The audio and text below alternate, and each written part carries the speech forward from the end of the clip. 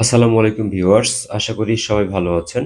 বর্তমান এনটিআরসি এর চেয়ারম্যান যিনি আছেন মফিজুর রহমান স্যার, তাকে বদলি করা হয়েছে এবং সে জায়গাতে নতুন যিনি আসছেন আমিনুল ইসলাম স্যার, তিনি খাদ্য মন্ত্রণালয়ের অতিরিক্ত সচিব থেকে কিন্তু এনটিআরসি এর অতিরিক্ত সচিব পদে পদায়ন হচ্ছেন।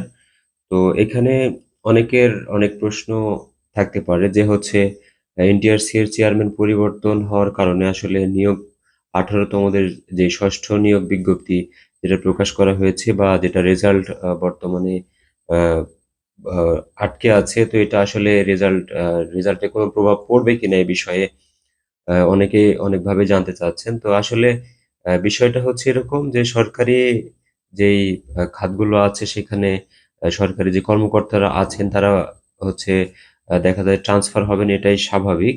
তো এখানে এনটিআরসিএ তাদের যেই কার্যক্রম সেটা অব্যাহত থাকবে।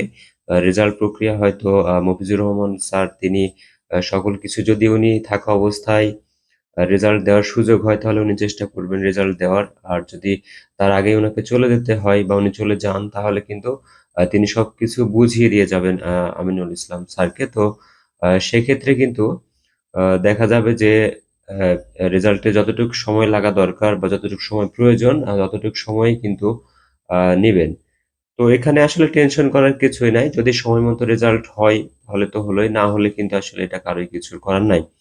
তবে আজকে একটা গ্রুপ কিন্তু 18তমদের পক্ষ থেকে আহ, হচ্ছে এনটিআরসি বরাবর স্মারকলিপি দিয়েছেন রেজাল্ট দ্রুত পাবলিশ করার জন্য, দ্রুত সুপারিশ করার জন্য।